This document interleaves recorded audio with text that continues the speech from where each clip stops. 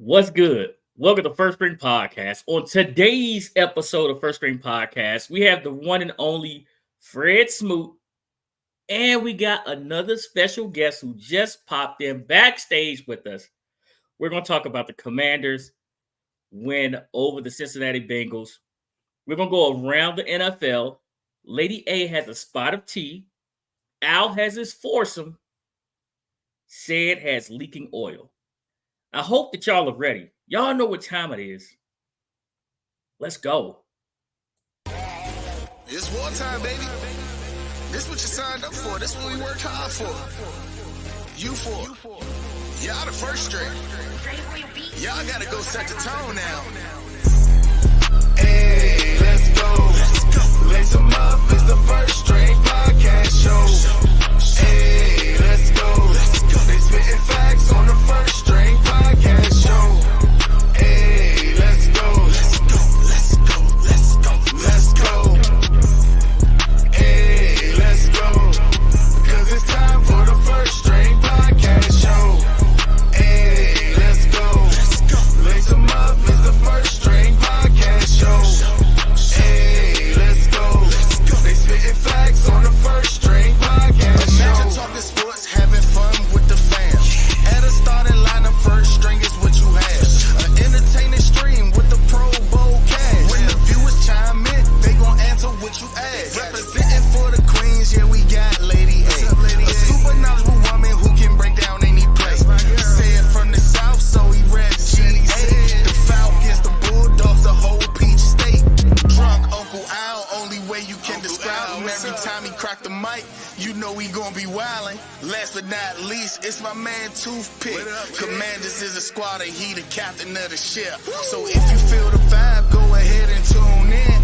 Like, subscribe, recommend to a friend. Nah, for real, like, subscribe, and recommend this to a friend.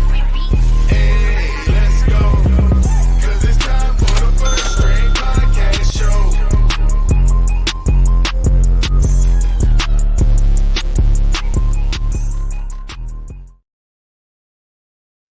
Welcome back to First String Podcast. Do not forget to like and subscribe to First String Podcast. Hit the bell to enable alert for new content just like this. Follow us on all platforms. We're on Facebook, YouTube, X. We're everywhere. We're in your face like space. And don't forget that we are also on Indeed. Say it's coming in hot, so let's go straight to HR and bring Lady A in. How are you, ma'am? I'm wonderful. It is a wonderful Tuesday. I'll wait to talk about that in just a moment. Well, not for everyone. That's not my business. Right. Yeah, somebody finna take some medicine. Y'all know who. Al, how are you feeling? Oh, wow. Hi, Al. Oh, y'all. Oh, we got a show. Oh, hey, how y'all doing? Hey. How y'all doing, man? We're doing better than you today. Yes. Yeah. I'm gonna take it all. I'm not even gonna refute. I want to fight so bad. I want to fight back so bad. Who you gonna fight? You said Dak. I'm gonna fight everybody. Oh, say I want to fight back. Everybody is coming for me, and I just so if I give it, I can take it. So I'm just gonna take it. Right. It has been a tough Tuesday. I've definitely had better, but guess what? Tomorrow's Wednesday is a new day. So okay, I got you. Like I said, Sid is coming in hot, coming in from work. Fred, I don't know if he remembers the time. So let's bring in our special guest that we have right now to just jump backstage with us. The one and only Professor Lou Holder. How are you, sir? Hey, what's up, family? How y'all doing? We're doing great. How are you? I'm good. Lou, you jumped in just in time. Did you catch the new intro? I did. Very impressive. Did you see anything in there? Did you see? I did. I saw it. I saw it. Yeah. So Lou was giving me reading me the Holy Trinity. He's in the intro a couple of times. He's in there. No, it wasn't just me. I just see a lot of other people, and I was just like, I know that I've seen you before, so I'm glad that we took that picture. Yes. It was. I want a picture with everybody. Lady A, I need to get you. Last time I saw you in person was like a training camp or something like that. So yeah, we got to change that. You on mute. You on mute, babe. Yeah. Yep. I don't know why I do that, but yeah, we have a few pictures, and I think For training me and camp. you. Mm-hmm. Oh Training yeah, camp, you got. Draft day, all that. Okay. It Mm-hmm. looks like Alvin, I need one with you too. Would well, love to. Love to get there, Lou. For definitely. Al is there with you, Lou. And He's I'm local. So yeah, he's local. He's a Cowboy fan though, so don't let him stand too close, Lou. Don't let him stand too close. Hey, listen. One of the Cowboys that I totally don't like said something that was very, very profound on the broadcast for Monday night. What Troy Aikman said about what's going on was just spot on. So Yep. The hatred is there for all the people in the division, but when they say stuff that's truthful, he said that Jaden Daniels woke up the entire Washington fan base. So, I have to give the Cowboy one of the triplets. I got to give them some grace with that one because he actually says a lot of stuff that I don't agree with during the broadcast, and after the broadcast, I agree with what he was saying after that last game. The one thing about Troy though is he's kind of a defective triplet because he don't get along with the other two. Get along with Jerry a lot better than Troy. Troy and Jerry got a love-hate relationship, so he's one that will speak out against their organization because that whole thing with Jimmy Johnson, he was very sour about the fact how long that took. So Troy would definitely speak his mind against the Cowboys for sure. Let's do this. Let's give Lou the question of the month. Right, I don't put that in there anymore. I want to get the genuine reaction. Hey, Sid, how are you? What's up, Lou? So, I'm gonna give you the question of the month. I'm gonna give you time to think about it. I'm gonna address the chat, and then we'll come to you after I give you the question. Surprising me with stuff. Yeah, this is how we do it. So I do give you time to think about it. Okay, so the question of the month is: couple seconds. Name your five scariest NFL players to play against. That can be offense, defense, special teams. Your top five scariest players to NFL. Play against. Yep. Yes. Now, see, this is where we need to have a production meeting. Define scariest. Like one on offense that you know would go off, one on defense that you know you had to stop, they could affect the game, and then the special teams. If it was special teams, one that you knew you could not kick the ball to, or they would come down on special teams and just like a Steve Tasker would just demolish you, cause some type of fumble or something like that. Let's say what's up to everyone in the chat. We got Bruce Glass in the building first, as always. He calls it a Victory Tuesday. Yes, it was. Bruce Glass said hello to everyone. It was a Victory Tuesday for half of the show today. John Gray said, I have arrived. Jesse demolished me in fantasy football, but he showed up to find out what his record is for the picks, said. So he'll be sticking around for a while. Question of the month. Question for Smoot. Daryl Green mentioned that Forbes needed to work on. Okay, that's I got what you got right there, John. I'm gonna star that question and put it to the side. Not that fan. He said he's talking about Al. Not a good day for you. We got Dump Truck Don in the building. We got Dump Truck Don in the building. Who supplied us with the question of the month? He did? Don gives us the question of the month every month. He gives us these questions. So, are you ready, Lou? No, I'm not ready. He's not ready yet. All right, Lady A, let's give Lou a little bit more time. Can we go over your list of top 5 scariest NFL players? Pick. I gave it to you guys.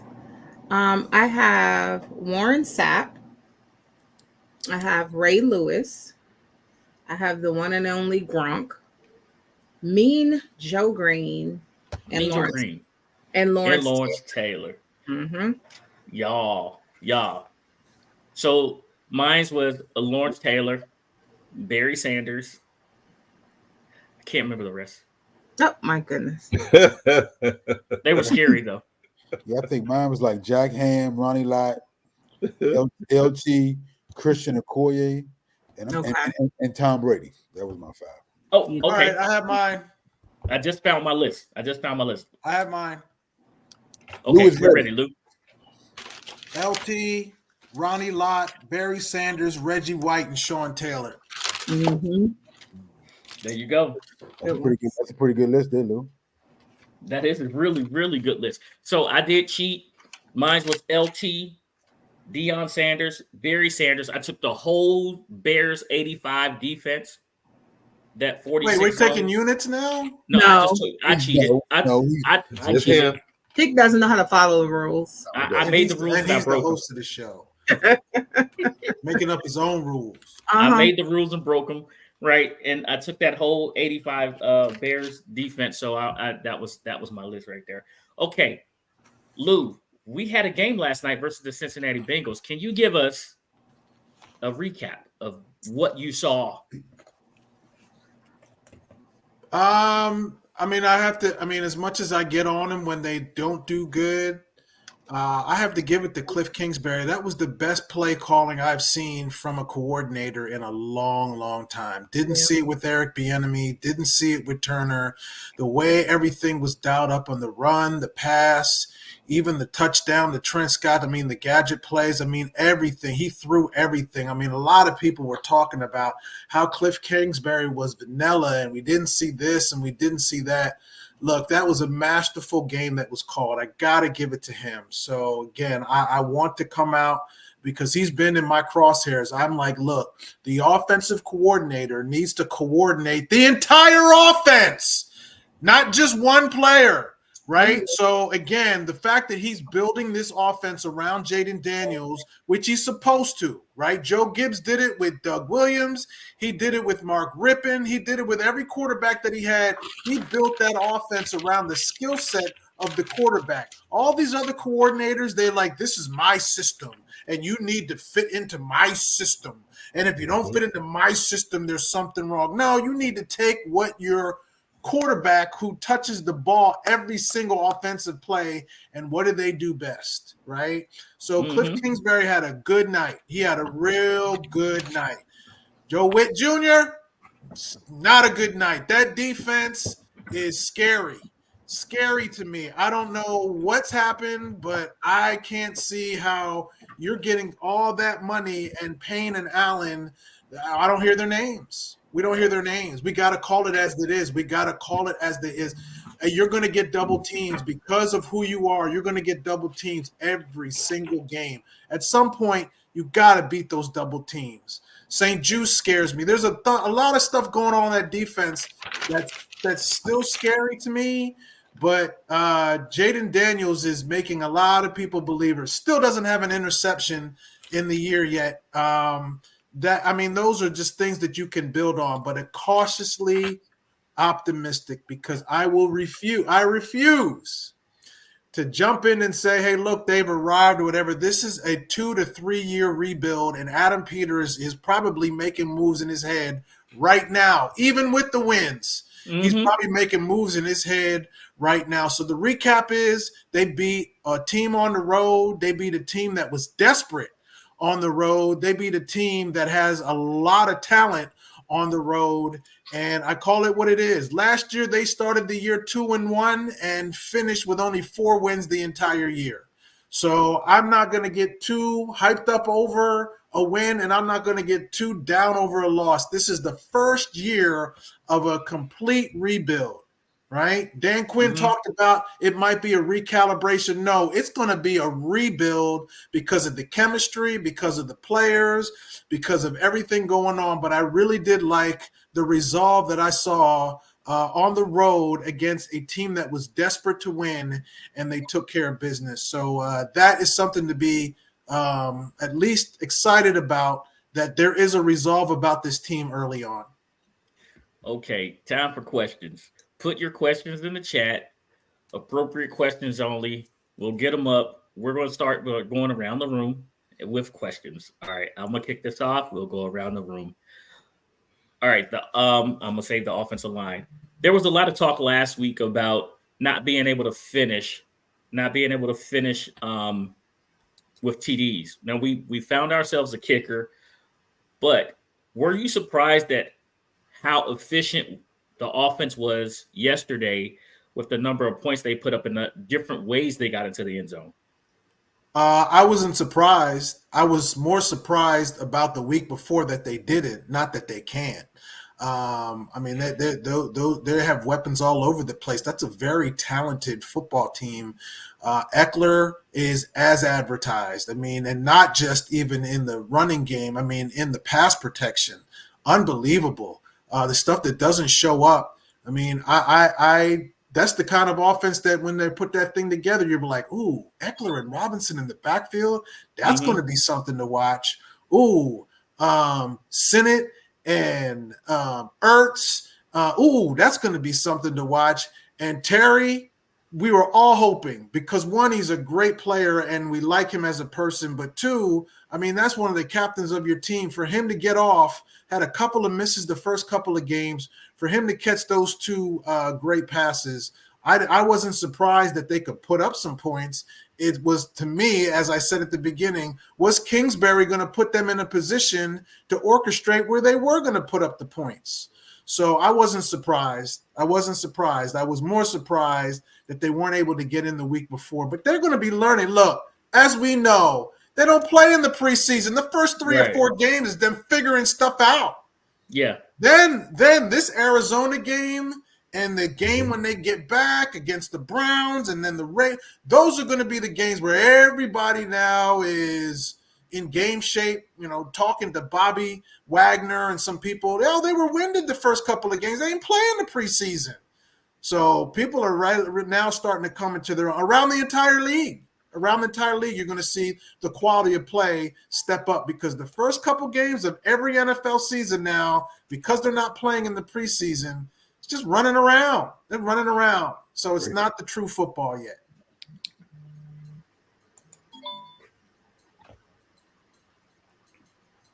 Oh, my bad, me? You didn't say that. I want to make sure. How you doing, Lou? Hey, what's up, baby? As we watch this game, as I still parts of I have to go back and rewatch because I was doing something else. Tell me from the offensive side something you think they could have done a little bit better.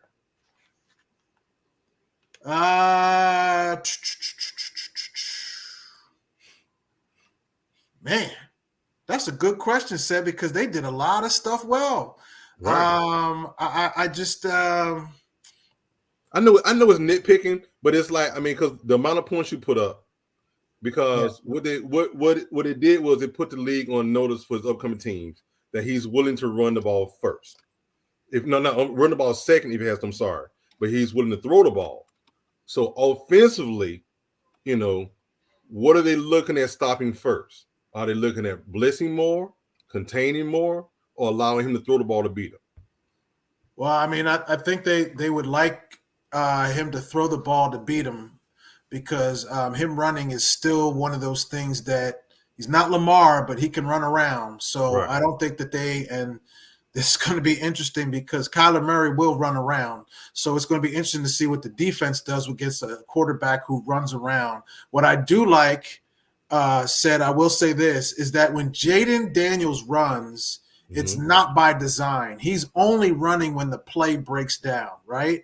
Robert Griffin III was running by design, and it got him killed, right? So him being able to stay in the pocket, and again, that pass to Terry McLaurin, beautiful. He stood in there like a champ and hit that thing with a dime, put that thing right where it needed to be. He could have ran out of there and just said, hey, look, this big dude's coming at me. I'm going to run. He stood in there and took it.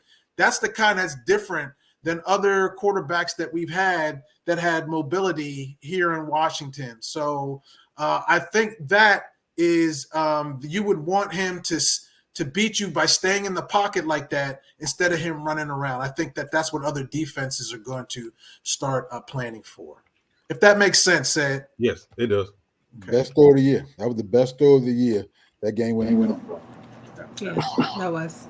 And I think if when you look back at this season and you look back at the turning point and what are one of those turning points in a season, or in a rebuild of the entire organization when you've lost for so long, that game, and in particular inside that game, those particular passes to Terry McLaurin are going to be the ones that people be like, yo, that turned everything around. Those could be possibly those plays that turned everything around. I just think that the pass protection said, I will say this, if you ask me that question, I will say that the pass protection in some places, and Eckler went out, but the pass protection in some of that needs to be consistent throughout the game so he can have those, because he's taking a lot of hits. Right. Yeah. I will say this, he's taking a lot of hits. He's young and he has a lot of get up after taking hits. But again, after a whole season, that's going to start to wear you down, because they're going to keep coming. They're going to keep coming. This is not the SEC. They're going to keep coming and keep coming and keep coming. And like you said, now that they have film, they know certain things. People are going to keep coming. So that pass protection needs to be just a little bit better for me. Yeah. And not so much from the offensive line alone. It's the chippy, the tight ends and the running backs and the fullbacks all getting in on that pass protection to help this quarterback make it through the year. Right. Yep. Right. Let's be honest. That's a real thing. Make it through the year. Indeed. Yeah. Without getting hurt. Yeah. Al, thank you for saying that. I'm happy that you said that was the pass of the year. I just want to point that out, because that's a lot coming from a Dallas fan. Lady A, from nothing else, I'm fair and I'm a realist. There you go. I like it. I do not let my bias interfere with my perspective. I try not to sometimes. There you go. I love it. But I do have a question for you, Lou. Okay, so of course you were there, OTAs and training camp and everything, in preparation for the season, let alone this particular game. This game actually went into the books for a lot of things. There was no punting. There was no turnovers. Mm-hmm. And then the Commanders, when it came to penalties, we didn't have any. And so I do see we did have two eventually. We had two. We had two on the final drive. That's amazing compared to the game before and the game before that, and even some things that we saw in preseason. Lou, what can you tell us about the changes that may have contributed to a more disciplined team? They just getting to learn one another, eh? I mean, that's what's happening. I mean, again, this is a team that roster has been turned over. Look, let's start from the beginning. A new owner gets to pick his own GM, and the new GM gets to pick his own head coach, and the new head coach gets to pick his own offense and defensive coordinators. You have a rookie quarterback. You have turned over a lot of the offensive line. I mean, Adam Peters is still thinking in his head of what he can do, right? He only could do so much. Right, a lot of these people are new, a new culture. We've heard that term so much, it's sickening. New culture here, new culture there, but the owner was still there, so the culture was never going to change. This is the first time that you can actually say the culture has changed, right? What has happened, Lady A, from the preseason, the offseason, to the OTAs, to all this was, hey, look, plans are all good until you get hit in the mouth, right? Yep. And then Tampa Bay, you got to see, okay, that ain't gonna work. The Giants game, they would have lost games like that in the past, right? Sure. But you won the game. My golf buddies say, hey, listen, it's not a postcard, it's a scorecard, right? Mm-hmm. It don't matter how it looked. At the end of the day, it was a win. Right. So you're seeing confidence build, Lady A. You're seeing now confidence with winning on the road. But even before that, you won in the division and you won at home. Right. Mm-hmm. So now you're taking all that to Arizona. Right. And again, this is a week by week build, I don't want anybody who covers this team, who is a fan of this team, to get too high on the wins and get too low on the losses, because this is the first year of a true rebuild, which what this franchise has sorely needed. a true rebuild, and that's going to take 2, 3, maybe 4 years for it to be rebuilt, because what you don't want is for people to say, yo, the Cowboys are a little down this year. Yo, the Eagles are a little down this year. Yo, the Giants, and we might have a chance. No. Just because all those things are happening externally, internally, you got to trust the process. No pun intended from the Sixers and the other entity that Josh Harris owns. You have to trust the process. And the biggest win of the entire offseason was not a player. It was Adam Peters. Adam Peters, being the first thing that was happening, has now trickled down from a lot of things you can see. He's the one who found that kicker. It wasn't Dan Quinn. He found that kicker. He's finding things left and right. And I'm telling you right now, that and the amount of draft picks and the capital that we still have to go after players for next year, that's what excites somebody that knows football and knows that, hey, look, you want to build a foundation that's going to be sustainable for a while. Just no microwavable stuff that, we might sneak into the playoffs, but we mortgaged a whole bunch of stuff. That's what the exciting part is for me, Lady A, and that's what you're seeing each game. They're learning more and more about each other, and that's what they're taking into battle. They didn't flinch after they got that early score on them, and they stood in there, but that defense is a problem. Mm-hmm. Yeah, it is. Mm-hmm. Yeah, it is. That actually leads me to my question, Ed Lou. Let me say, I won't. As much I can ask you about the offense. No punts in 2 weeks. I don't know if I've really heard that. I mean, I don't care. I'm hands up. Offensively wise, my question goes to the defense. I guess the most questions I had was, are they doing this much zone? And so the defense seems to be playing so far off. Even yesterday, I know it was the wide receivers, but the defense was so off. Is that just because of the personnel that they're playing this much zone and this much off coverage? Your safety was 15 yards deep, linebackers 8 yards deep at times on first and second down, and I just thought that was a weird scheme. Yeah. And is that just something just because of the personnel, or is that more the his scheme that he wants them to play in? I think it's a little bit of both. I mean, look, you still got Mikey Sanders who's a rookie back there. You still have a lot of pieces that everybody knew in training camp that this is going to be a problem, right? Because every team has a wide receiver. Every team has a wide receiver that you got to be worried about, right? Mm-hmm. So it ain't going to stop. So Emmanuel Forbes has been a challenge to just watch. I mean, he's struggling. He is struggling. Mikey Sanders still is going to get better. He's going to get better. Benjamin St. Juste surprised me. I didn't think he was going to struggle as much as he is struggling right now. Defoe's not on the field. There's just a lot of things there in that secondary that I think is the biggest. The secondary and those two guys up front have been a surprise for me, right? The Frankie Louvu and Bobby Wagner have been as advertised. If you look back at the stats, they lead the team in tackles, right? You needed tackling machines. And the thing about it is the linebacker was a void position for years. Now that they have it, now the other parts of the unit are not benefiting from it. I mean, it's a myth. It's amazing to me, and it's a myth. I'm miffed at it that Payne and Allen are struggling where they are. I mean, I know they're getting double teamed, but man, at some point you got to get pressure up the front. You got to. They're not going to be able to. That's probably why they're playing so far off, because they ain't getting anybody to getting home. That's true. So it's a challenge. Yeah. Witt and Quinn together, they need to figure this thing out. Because the personnel ain't going to get much better. I mean, it is what it is for right now. It is what it is. Well, like you said, did I answer you, Alvin? I'm sorry. Did I get you?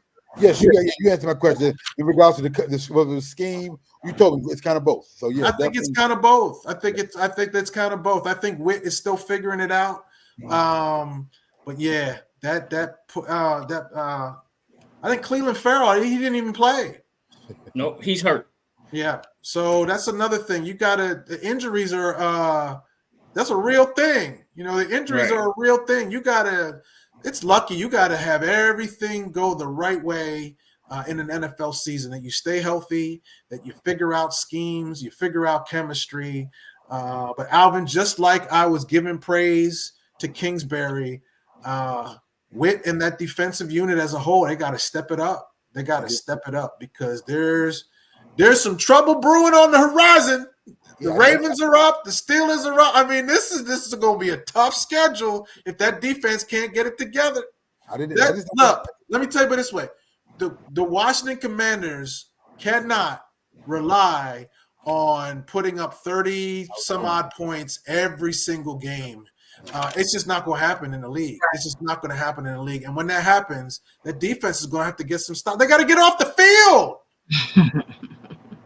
Yep. I didn't understand that. They weren't, even when Chase and Higgins, they weren't bumping them at all to help the safeties out. They was letting them guys get on top of them so fast that it was impossible for the safeties to get over sometimes. Yeah, the Cincinnati Bengals are struggling, right? Yeah. Because the Cincinnati Bengals of old, they would have put up a couple more touchdowns. I mean, there was stuff there that you're just like, whoo, thank you. Woo, we got out of there, boy. Woo. You know, because I'm telling you, Burrow and those weapons, the defense had a problem with them. Here's the first question that we had, and you pretty much just answered it. Mike said, that's my question right there. He said, do you think it's fair for a rookie to carry a 53-man roster like every game when the defense can't even stop the run or the pass? Witt needs to get better players, better plays, or Peters needs to find us better players. I think both will happen. I think both are going to happen. You're going to get I got to give Witt some grace, you know, as far as, hey, look, he's still trying to figure this thing out too. But, trust me. One thing I do know, Adam Peters is plotting, scheming, doing what he needs to do. That's why you brought him in here. This roster is going to be turned over. It might even be during the, stumps up during the year. But right now, we could say that the offense is performing at a higher level than the defense is. Right now, they got to figure all that stuff out together, because it is a football team, and they got to figure all that stuff out together. But it's been hard to watch. I mean, neighbors, all the Cincinnati weapons. Evans the first. I mean, every week you're gonna have Marvin Harrison Jr. Lord have mercy. Look, you man, it don't stop. Kyler Murray and Harrison Jr. are going to be a big time problem, because one can run around all over the place and the other one is just a stud.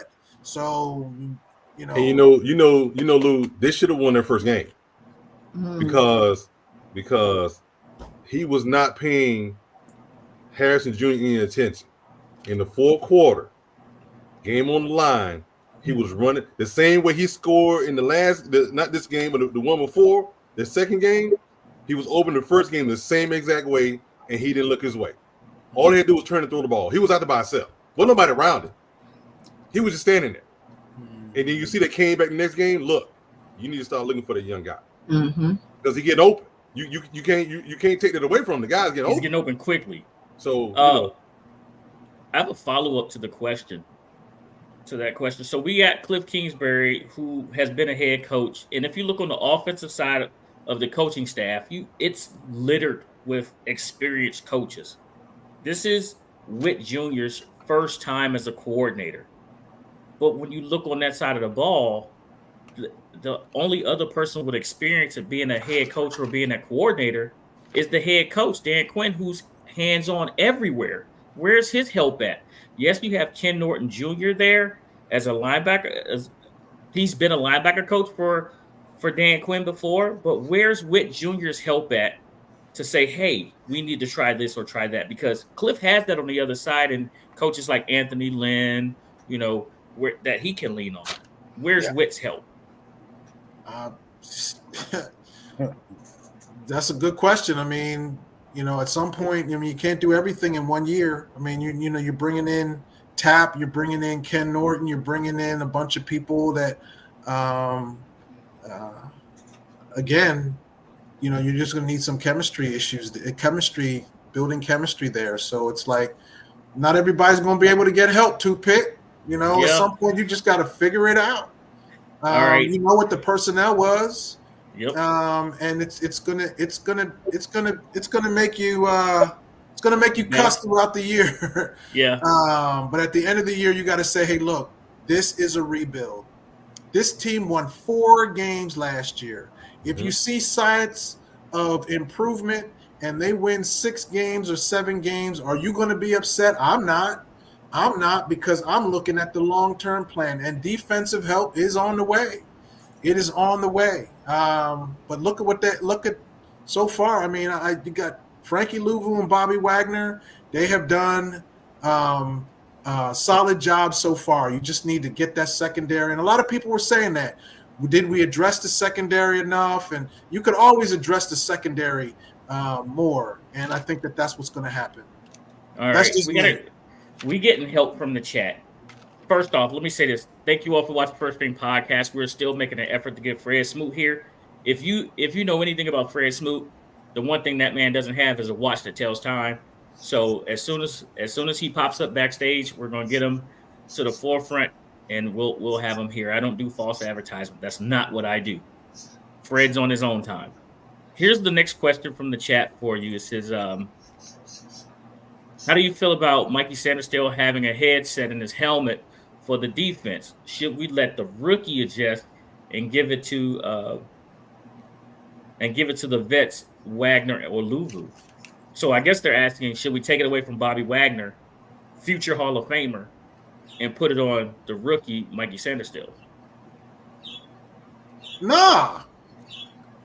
Well, I think. Let me say I'm following. So you take the microphone or take it out of and give it to a rookie. Yeah, that's what they're asking. I think it's the other way around. Yeah, Mikey has the headset. Mike doesn't have it. He's a nickelback. He's not even on the field all the time. So should we let the rookie adjust and give it to a vet? So giving it to Wagner or Louvu. Yeah, Mike. I understand. I don't think that. I mean, I could be wrong. I don't think that Mikey Sanders still has the. Yeah, Wagner has it. Okay. Yeah, I mean, so that wouldn't be the answer. Do you think? Because if Wagner has it, they were asking if we should give it to Wagner or Louvu. If Wagner has it, we should. No, they were asking that. So I think that the question is already answered because Wagner has it. Gotcha. Now. Yeah, Wagner's going to Canton, so I think he needs to have that thing. That's why he said Sanderstill definitely has the green dot. Oh. I can't. I have to do my research on that. I don't know that for a fact. So yeah, I think Bobby Wagner's calling it, and maybe in dime situations where Bobby's off the field, then it would go to Sanderstill. Maybe then, because that's the only time I could possibly see. Yeah, they all. I don't know. I'll tell you, I don't know. I gotta be 100% sure on that one. And John said they said it multiple times that Mikey has the green dot. Well, I think it should be Bobby. Personally, I think it should be Bobby. Yeah.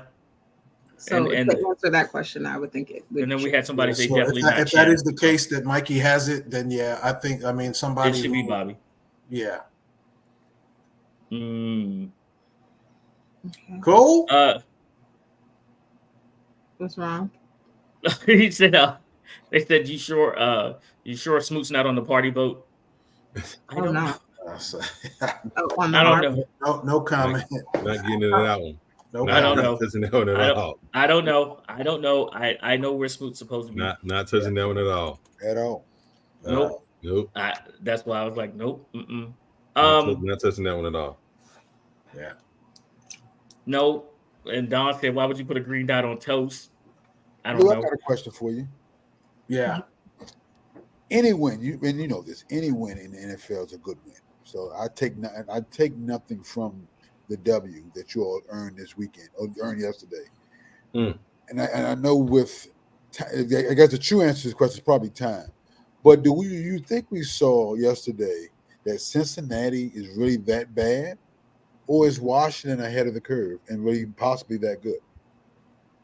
I don't think Cincinnati's that bad. I mean, it's hard to win in this league. I mean, the Ravens were on the they were 0-2, man, and they needed a big, it just didn't happen for Cincinnati. They have come to a crossroads where they got to decide what they're going to be. But I don't think Cincinnati's that bad. And again, there's still a lot of division. There's a lot of surprises in the NFL so far, right? Yes. As good as my frat brother Mike Tomlin is, I did not think the Steelers were going to be 3-0 to start off the year, right? So I didn't think that Minnesota was going to be as good as they have been. There's just been a lot of things. So I just think that, and when you say are the Commanders that good? More ahead of the curve. Ahead of the curve. Ahead of the curve. Again, like we just said, they may be a little ahead of the curve offensively. Right. But as an entire team, they are, they evened out. Yesterday, you saw mirror images of each other being Cincinnati offensively was still moving the ball very good. But the defense was their problem in stopping you all yesterday. Offensively, you all were very good. But defensively, you all had a problem. So you saw two teams that were almost mirror images of each other, where good offenses but struggling defenses. But you all were still head and heels the better team and controlled that game for most. Cincinnati played catch up from the second quarter on, and that's not a usual position that you see most teams when they play the Commanders. That's what I'm saying. Yeah, so I think you're a little. I don't think Cincinnati's that bad, and I don't think Washington has totally arrived yet. I think they had a good day. They had a good day. I think you need to compartmentalize the fact that they had a good day and they're building confidence, right? Can they back it up going on the road against Arizona? That's where we are right now. You know what they say as far as, hey, we'll have 24 hours to, and then we have to move on. I think you got to do that in the media space too. How much are we going to talk about the fact that, okay, they had a good game, right? And there's stuff to build upon. But if you dwell on the fact that they almost lost that game or this and this and that, I mean, you'll drive yourself crazy. I know that's stuff that we need to talk about, but at the end of the day, it's a long season. It's only 3 games. Yeah. Right. It's only 3 games. 5th for the season. Yeah. So it's just when I look at that schedule, man, there's some murderer's row up in there, and there's some things that you got to. And so it's going to be exciting to see the fact. What I'm saying is that I like the fact that the offensive coordinator, which a lot of people really wanted Eric Bieniemy to achieve, but the Eric Bieniemy and the Sam Howell thing did not work, right? This is the first time, and I said it on this show, this is the first time, as long as I've been covering this team, this is the first time that the head coach, the GM, the offensive coordinator, and the owner all wanted the same guy. They all wanted the same guy. Everybody wanted the same guy. So his leash is going to be so long, and he's just gaining more and more confidence. And the thing is, he's having so much fun out there. It's fun to watch. Like, he is really enjoying football. And so that's like infectious. Everybody is now just like, he makes you just want to enjoy football again. I got a question too for you, Lou. Do you think the fact that Jaden Daniels and Bo Nix, the 2 quarterbacks who had the most collegiate starts, over 50 collegiate starts, both of them, do you think that's potentially part of the reason they're having early season success as compared to Caleb and the other quarterbacks who were drafted who didn't have as many starts and aren't having as much success in their rookie season thus far, early in the season? There could be a little bit of that. I also think it's the people that are calling the plays for him too. I mean, the offensive coordinator and the quarterback go hand in hand. And if you look at the quarterbacks that are having success, it's the offensive coordinator dialing up plays, right? The reason why the Washington Commanders fan base wanted so much the Detroit's offensive coordinator is because look what he was doing with Jared Goff. I mean, look at what he was doing with that talent, right? He was putting him in positions where he could be successful. instead of like, shoving their system down the player, they were letting the player be successful. That is what I hope continues with Kingsbury. I hope it doesn't revert back to another. I just hope it just continues. He puts more and more on this young man.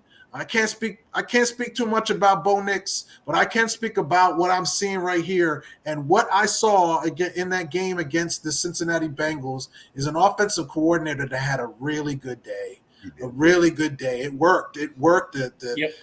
Everything was good. And I really can I give some love to this offensive line. This offensive line has actually been a exciting part.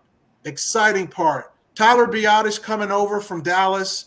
Alvin, thanks. Appreciate that because he has stabilized that offensive line. And Coleman, Yeah. I mean, He knew did what a they job were doing when yesterday. they got him. I mean, he's getting more and more confidence. Allegretti. I mean, everybody is that offensive line. If you look at it, they were opening holes up for that running game. When Eckler had that run, if you look at that blocking that was going on, man, that's for this area that knows about good offensive lines through the Hogs and things of that nature. When you see good offensive line play, it's like, Yep. And then let me jump on that question that Al asked right there. It does have a lot to do with the offensive coordinator. You can see, I can give you one example that we actually have talked about the last couple of days, and it's Malik Willis. Yes. Malik Willis in Green Bay looks like a different quarterback than when he was in Tennessee. Yep. Because now it almost makes it seem like they weren't doing what he did best, rather than putting him, you're going to do it our way and this way only.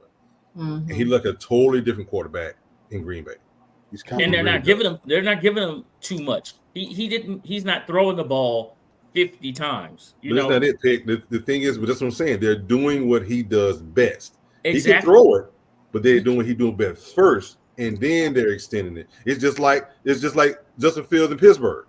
I told them guys, Justin Fields fits Arthur Smith's scheme, hand and foot, however you want to put it. The more he gets used to that scheme, they have started to open the ball. He's throwing the ball more downfield now than he did in game one. So they're doing what he does best, and still is going to be a hard team to beat. Okay. Do you want me to go ahead and ask that last question? Yes, we'll ask this last question, and then we're going to let Lou get ahead. We thank you for your time, Lou. We really do appreciate it. Oh, I always like being on first string. Lou? Thank you. We do have one final question in the chat from Garage Gym Life. That's John.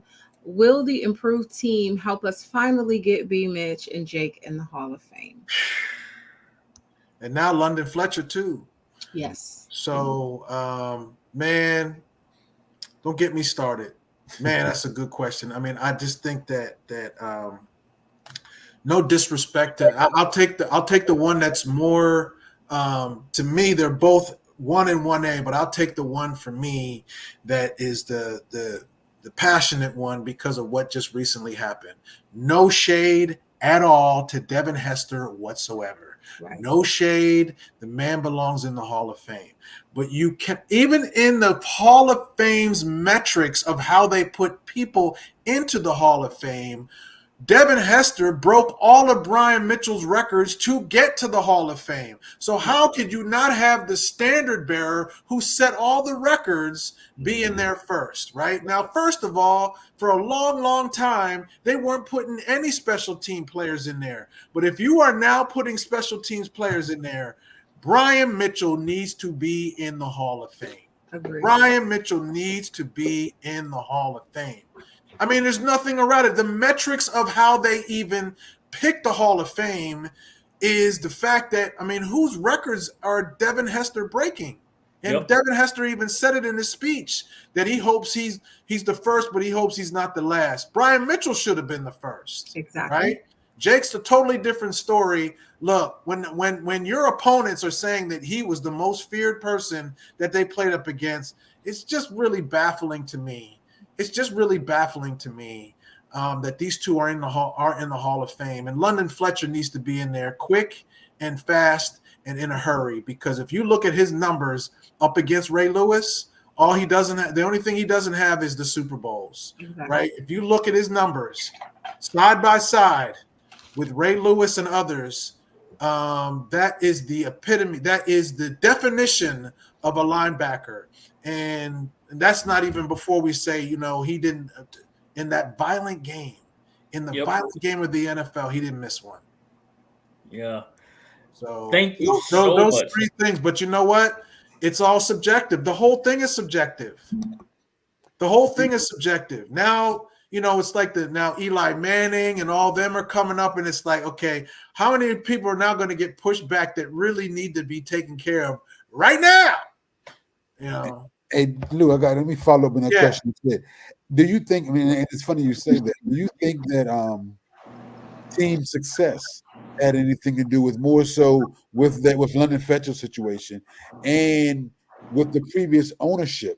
Do you think anything in the disdainment that a lot of the people around the league, in and out the league, had for Dan Snyder, not wanting to see anything that's in his regime have success? Does that have anything to play in it, possibly? I mean, Grim got in. I mean, Daryl and Art got in. That was while the whole thing with Dan Snyder, whatever. And London Fletcher played some of his career in Buffalo. So it's almost like I don't know who the people are. Again, I just think there's a lot of misses there. When I see Jason Taylor get in, and I see other people that, they're the team success. I don't know. It's a very subjective art. But some things are no-brainers, right? And Brian Mitchell, to me, is a no-brainer. Once you have now opened up Pandora's box, or whatever you want to call it, and now you're starting to put kick returners and a special team people into the Hall of Fame, now it just looks really bad on the Hall of Fame that you don't have the standard bearer, the person who has all the records. How come he's not in there? Mm-hmm. That just doesn't make any sense to me. Logically, it just doesn't make any sense to me how he's not in there. But I'm also biased. I mean, that's my boy, and he deserves to be in there. And when he does get in the Hall of Fame, there should be a first string podcast from Canton, Ohio. Yeah. I'll be there. Look, that's going to be when Brian Mitchell gets into the Hall of Fame, I'll be there. Gets into the Hall of Fame. That is going to be a party. I'm definitely making the trip. The next Redskin commander, Washington football team member that goes into the Hall of Fame, I'm definitely making the trip up to Canton, Ohio. First string, to second be part string, of it. third string, fourth string, all the strings need to be up there. Indeed. Say it doesn't fly, but we're gonna have to get in the RV. You have to drive. We'll have plenty of time. You can plot it out. John Madden drove everywhere. Oh yeah, he did. So we'll figure it out. Lou, thank you so much for joining us. We really, really do appreciate it. So it's all my pleasure. It's my pleasure, y'all. It's fun. It's it's like a family meeting. Right. The Holder Hangout is where you can catch Lou. When is your next snippet coming out? What are you doing next? So obviously the stuff with the Commanders, but I'm also doing some broadcasting for HBCU Go, the Historically Black College Network, and recently did a game, Winston-Salem versus Virginia State, and my color analyst was Antoine Bethea, who Black College Hall of Fame. Now he's on the list for the Pro Football Hall of Fame. Yep. Super Bowl champion, Pro Bowler, Howard University. Yep. It was just a pleasure to listen to him break down defenses during a football game. And, I'll be posting some stuff on that. I had a nice conversation with him about who his favorite defensive players are. Some of them will be, interesting for you to see. And then, the lack of not one HBCU player being drafted this past draft, and how there's so much talent out there. There's talent all over the league from HBCUs. And, we just had a great conversation after the game. He said his Black College Hall of Fame was Jerry Rice, Walter Payton, Steve McNair, and Mel Blount. That's his Mount Rushmore of Black College Hall of Famers. That's good. I mean, he got goats in that's there. That's a pretty good list. He got goats in that list. Jerry Rice, Walter Payton, Mel Blount, and Steve McNair. Yeah. Goats. Yeah. So just being next to him, listening to defenses and him breaking it down, that's what's up next on the Holder Hangout. Just to, a chat conversation with him. Got another game coming up soon. So that Black college scene and all the talent that's out there is one to behold. It's in the storylines that are coming out of those schools are just very, very impressive. So it ain't just the pros; it's the college season as well. But I'm interested. I'm interested in what Dallas is going to be doing. I'm interested in the league. I mean, again, this is the best time of the year. Yeah. It really is the best time of the year. So I'm looking forward to being back on with you guys. And be safe. Be safe out there. Keep us posted. Keep us posted. We'll put it out when your stuff comes up. So just keep me posted, and I'll continue to put it out. Thank you so much for joining us. We really do appreciate it. Thank you, Lou. All right. Hey, and let me know if Fred shows up. I definitely will. All right, Lou. Thank you. Take care. Have a great one.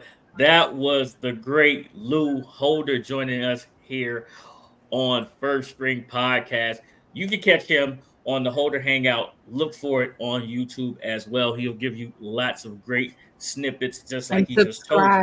And I need to catch now that I know he's a golfer. I need to catch Lou on the links. Somebody put a tea time together and get Lou in my foursome one of these days soon. I definitely will hook you up with that information. Al. Definitely hook you up, Al. I definitely will hook you up. Now we're gonna need this for you to tell us what the score was like. Who did what and who won, so we'll know what's going on up there on the links. We're gonna have to figure that one out. My integrity on the golf course is above reproach. I will always give you the honest take on that one. I got you. It's usually a pretty good day for the First String Podcast cast member on the golf course. So don't you worry about that. I'll check the chat. Check the private chat, Al. Check the private chat. Oh Lord. The private chat. All right, listen, this is what's about to go down next. We're going to go around the league, and then we have a special announcement. Or say it, what should we do? Should we go special announcement first and then go around the league? Go around the league. Yeah. We're going to go around the league. All right, 2 games each is what all of us have.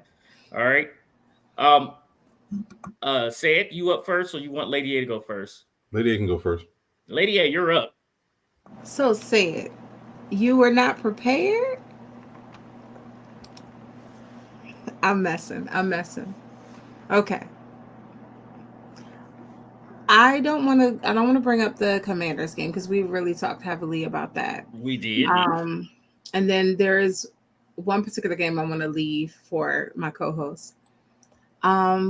Let's talk about this Panthers-Raiders game.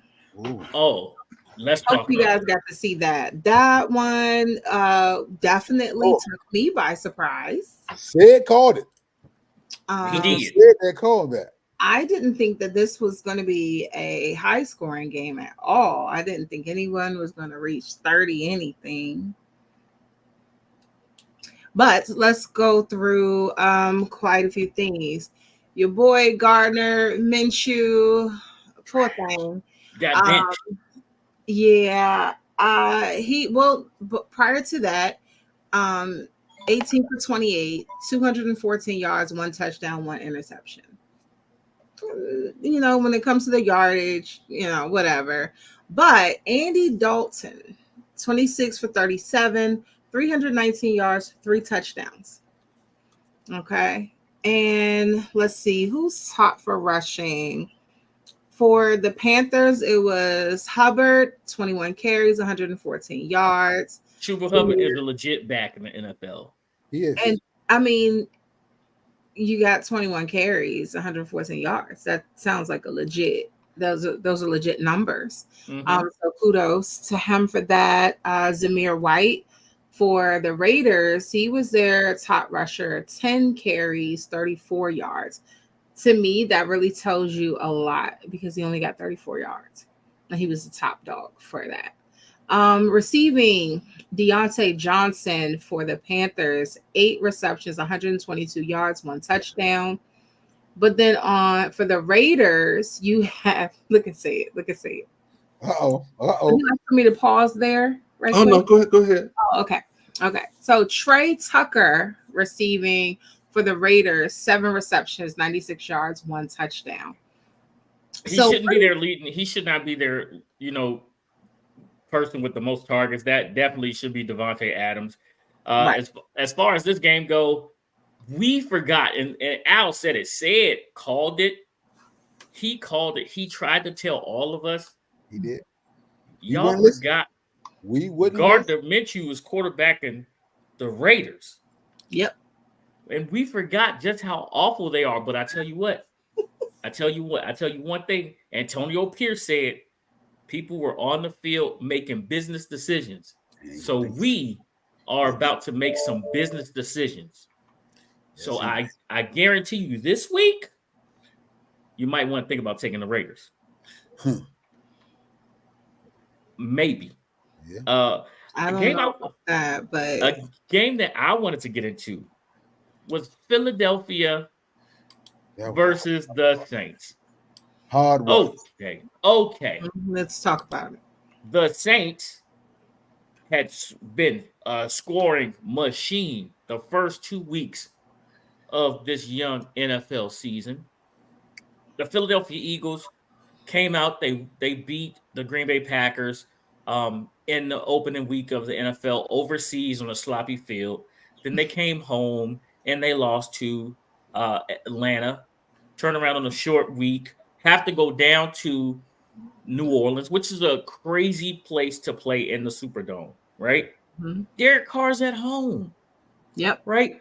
Alvin Kamara's at home. The first half of this game, they could muster absolutely nothing. Absolutely nothing. Me and Sid on the phone. I'm like, Sid, what's going on? Sid's like, Pick, I tried to told you. I tried to told you, Pick. I tried to told you. I mean, Derek Carr was doing the hee last week. This week he's doing the oh no. But then they started to play. They started to play and made it a game. They took the lead with 5 minutes left or something like that. Said I'm sitting here like, oh, that's money in the bank. And then Superman took his bathrobe off and revealed that he had number 26 on. Saquon Barkley ain't in his own twice. Bathrobe. Well, he was already headed to the showers. But okay, was a suit, man. He was already headed to the shower. Yeah, but I said, he had to come back. Superhero Pick talking about Sid. He had to come back. Always in timeout because of these things. He had to come back. He was already headed to the showers. He had to come back. It's like, the job's not done. Yeah. So he had to come back. Saquon Barkley comes in and kills him. So I'm happy though that the score was this way because I went with the under. You did. She did. Yeah, but you're gonna be surprised later. I'm not surprised. I watched the games. Ooh. Okay. Sid, you ready? Oh yes, I can partake in one of these. That's very fun. And the the one I would like to partake in is the Bears versus the Colts. Oh, okay. And I must say, both of these quarterbacks played poorly. Caleb Williams, even though toward the end of the fourth quarter, he started to pick it up. He made some nice throws, and he did his thing. It looked like Anthony Richardson has regressed somewhat. He has times where he's absolutely great, but it looks like they tried to stop him from running for most of the game. That's what it really looked like. It looked like they tried to keep Anthony Richardson from running and taking any more big hits that he already did. Hand the ball off to Taylor and let him run the ball, which is what he's supposed to do for a job. And that's actually what saved them is that Taylor was running that route like a madman, 23 carries for 110 yards. Caleb Williams threw the ball 52 times. That's the not offensive good. line is not that good. Yeah. He facing the same offensive line that Justin Fields. Well, they modify a little bit. It doesn't make a difference. They still give the same results. He running for his life. So for those people who are thinking he's finna come in and take the league, not until they fix the offensive line. So I'll just be real about it. Until they fix the offensive line. The Colts ended up coming with a win, 21-16 at the end of the game. Richardson did everything good to help throw the game away a little bit because he's still not back in playing shape like he was last year. He came in like a lot running of people back. Put him on the bench because he turned the ball over too much for them in their fantasy league. So he went to the bench on a lot of leagues this week. That game. Ow. My game, I'll tell you what game it won't be. My game is going to be the Chargers. The first game will be the Chargers at Pittsburgh for this reason, man. For the last few years, man, my good buddy Mike Tomlin has been catching hell for being just a coach good enough to be 500. But you see what he can do as a coach, as a player motivator, and as a leader of men when given just competent quarterback play. Now, Justin Fields, no one's going to say he's an all-pro, but what he's doing is he's won 7 of his last 9 games, 3 being, or I think it might have been 7 last 8, but 3 this year, and he's playing. He's comfortable, like Sid said in Arthur Smith's system, but he has competent leadership above him, which is what he did not have in Chicago. And I'm so happy because they kept trying to put Jim Harbaugh up on a mantle like he's won a championship, like he's done so much. And like I said, the better coach on that day was on the Steelers sideline in the yellow and in the black and yellow. And he showed that in how his team played. You put that defense, you give that defense something to fight for, a chance. They know they got a quarterback that's going to keep them in the game. And when they give that quarterback a lead, a chance to put them ahead and keep them ahead and close that game out. I don't know if you saw that game, but that offense closed that game out in the second half, especially the fourth quarter. When they got that, when they got given the lead, the defense went 3 and out twice, and the offense shut that game down, which is something you haven't seen because he was dealing with old Ben Roethlisberger, Mason Rudolph, a dude named Duck, and Kenny Pickett. And he still got to the playoffs with that. So give my man his due. He's a heck of a football coach. He has the Pittsburgh Steelers where no one thought they would be leading the AFC North. I think it's the AFC North, and 3-0. And I just say kudos to the Steelers and their whole organization because they're doing it the right way. Lady A, your next game. Let's talk about, it was a game I was very upset about. You was upset about the Commanders? No, I was not. Oh, okay. The Broncos Bucks. Called that one too. Yeah, you did. So let's talk about that. Had I listened to Sid, I would have had a heck of a week. So Broncos, you got Bo Nix. Bo Nix, 25 for 36, 216 yards versus Baker Mayfield, 25 for 33, 163 yards, 1 touchdown, but 1 interception.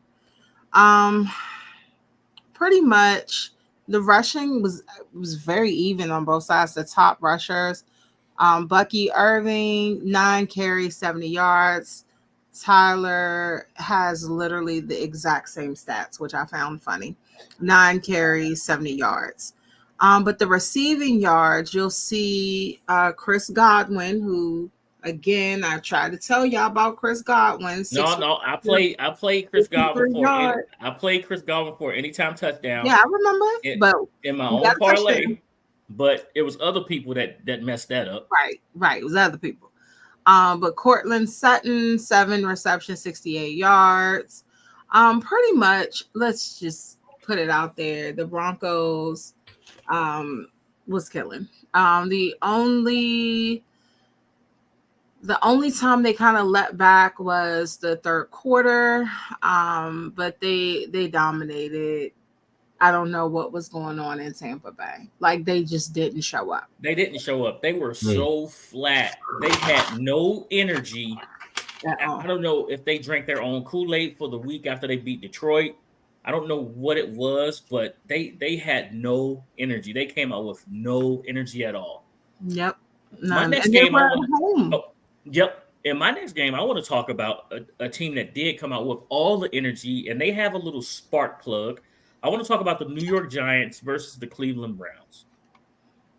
Right? There's this fella wearing number 1 for the New York Football Giants that is going to be a problem for the NFC East. Washington, we already know we had the first round bout with them. Mm-hmm. And thank you for dropping that simple out pattern that gave us the win. But this neighbor's character is going to be a problem. Yes, he could be. He's going to be a problem. And Cleveland found that out firsthand. Deshaun Watson couldn't get nothing going until late in this game. Me and Sid was on the phone again, right? Said, what did we say? Watson's cooked. And then the defense turned around and gave them the ball back. Yeah. And he found a way to get him into the end zone. Bad part about this thing is they lost Myles Garrett. I think they lost him for the season. So now you just lost your defensive leader. So Cleveland, you really got nowhere to go. Things are looking up for New York. We'll see what happens come Thursday when they play who they play out Thursday? The Dallas Cowboys. Oh, okay. I'm just checking. I'm just checking. We'll see. We'll see what happens. But the New York Football Giants and Malik Neighbors, they got a legit number 1 wide receiver. Not sure if they got a quarterback, but as long as he keep doing the Taylor Heineke, he's down there somewhere. He's gonna be okay. He's gonna be okay. Who's up next? Al or? All right, I think it's me. That's it. Come on, Al. Talk about that game. We need you to talk about. I'm gonna give y'all what y'all want, Dad. Everybody, listen up. Get ready for the fine button, Lady A, because this might be a couple things coming here. Oh my God! Don't find it. Oh my goodness! The Baltimore Ravens at the Dallas Cowboys. Yes, tell us about it. Tell us about it, Al. I'm so tired of my owner being in the news more than my team. Uh-oh. Let me take y'all back a little bit. The things that just don't make sense. We got video clips popping up of our owner talking about men's body parts. He about to get fined. And I don't care if you're on live stream or no stream. That should not be a conversation you have about another man. But let me take you back a little while. You didn't see it. I sent it to you. You missed it. It's in the chat, Sid. It's in the chat. It's not the first time. I don't know if you all recall when he drafted Troy Aikman. I remember. A reporter asked the man, "Why made you draft? What made you draft Troy Aikman or something along those lines?" The man said, "Because he looks good in the shower." This is what I'm talking about, Sean. We're focused on things that have nothing to do with football. Sure. And our owner is proud of it. Man. Then when we get destroyed by the one running back that we said we should have went after because he trains and lives in the Dallas area, 15 minutes from the practice facility, the owners say, we ain't had no money this time. Yep. We're worth almost $11 billion. We were number 31 in spending. Free agent spending last year. You got it. You bought a Dak when you should have bought a King. Well, what happened? We paid Dak an hour before the season started outside the Thursday night game and Friday night games. Why? Because our owner likes headlines. He doesn't care about winning. Winning and losing does not impact his bottom line. I've said this on another show before. Until winning and losing impacts his bottom line, it won't make a difference. So it sounds like that used to be a Redskins problem, but it's not no more. So we good. It's not no more. That used to be our problem, but we worried about winning now. So Al, well, that was one of our peeping Tom owner, or whatever you want to call him. People we call him. Oh my goodness. I don't know what to call. But like now I said, we know why he give his interview so fast in the locker room. Yeah, he's trying to hurry up and get down there to catch them before they come out the shower. Oh my God. Both of y'all. Time out. Okay, I'm gonna put myself. All right, on I'm done with the- Dallas game, man. I've said myself. All right, I'm gonna do my. This is gonna be real quick. I'm gonna go with the Miami Dolphins and the Seattle Seahawks. Mm-hmm. The Miami Dolphins head coach has failed their team. He failed their team by not drafting or signing a quarterback worthy to replace Tua if he happened to go down again. He has a condition at this point now. It's like a puncher's condition. Once a puncher is getting knocked out their first time, it's acceptable from the rest of their career. And that's what he has. He has a condition where he's had a concussion once, twice. It's not going to take much to give it to him again, which is what happened to Tua. So, with that being said, they brought in a guy who was playing wide receiver last year, but played college. They played quarterback in college. Yep. Even though he won one game last year, he's not a quarterback anymore. He's a wide receiver. Right. He didn't get drafted because he could play quarterback. He got drafted because he played wide receiver. Now you're trying to figure out what you can do. You should have went out and found your quarterback last year. There were plenty to choose from. You have plenty of choices to bring somebody in that played well. Yeah. And now the team is suffering. Not only did he get hurt, now you're down to your third quarterback. Because again, the head coach didn't do his due diligence. It is what it is. Seattle came out and did what they were supposed to do. Geno was running the ball. He was throwing the ball. He handed the ball off to Charbonnet. I think Charbonnet had 2 touchdowns. He had 2 tutties. DJ Metcalf had almost 100 yards off of 4 receptions. And I think he had a touchdown. He did. And, Seattle did what they were supposed to do. You got a quarterback who's overmatched and can't do his thing. Crowd him, choke him, kick him, run him to the ground, push him out of bounds, hold him on the ground, let everybody pile on top of him. Do what you got to do to get him out, which is what they did. The first quarterback, he hurt his chest. So, they piled on top of him. It is what it is. So, that being said, congratulations, Seattle. They won the game 24-3. Yep. Listen, he said, hey, Carolina, do Miami a favor and send Bryce. I mean, when you don't have anything, when you don't have nothing, you got nothing. All right, listen, it's time for this announcement. Let me see if I can do this right. What? Let me see if I can do this right. Hold on. Yeah, how bad was it this week? Nope. Mine was- Don't worry, we finna do the pick in a minute. Hey, Mine- yeah, we about to do the Don't worry. pick. But We got to listen, do the Thursday night game. here we go. We don't do Thursday shows. We do Tuesdays and Saturday shows. Right. Mm-hmm. That's what we do. Mm-hmm. Except for when my phone rings and Doc Walker say, I'll see you on Thursday, pick. Mm-hmm. We will see y'all Thursday at 7:30 for Doc Walker right 8:30 here Eastern. live. That's right, 8:30 Eastern. Yes. That's right, 8:30 Eastern. Doc Walker right here on First Spring Podcast, breaking it down. My phone rang. Doc said, pick. I see you on Thursday. I said, gotcha, Doc. So Doc will be right here with us on Thursday. To break it down with us. He's talking Commanders. Don't be late, because we only talking to Doc. Once we're done talking to Doc, we're off the air. We're going to watch football and eat wings, right, Sid? The boys gonna be on. The boys gonna be on now, so don't be talking too long. Don't be late. Don't be So late. we Get your gonna questions see a in. good game or not? Well, New York should be up by then, at least by 20. Oh boy. Anyway, with that being said, it's time for us to go ahead and bring in last week's results. See how we did last week's results? Week 3 picks. We're gonna just go off what we have. I'm gonna go with picks. Then I'm gonna give you the overall later. So with that being said, the NFL week 3 picks are as follows. Leader of week 3 picks. 2 Y'all picks. knew it was coming. Y'all knew it was coming. Jason 9-6 because he didn't pick the Thursday game. Alvin 500. Lady 8, she had a bad week. It happens every now and then. She have a bad week every now and then. Get a new source. But you know what, Lady 8? With that being said, you had a bad week.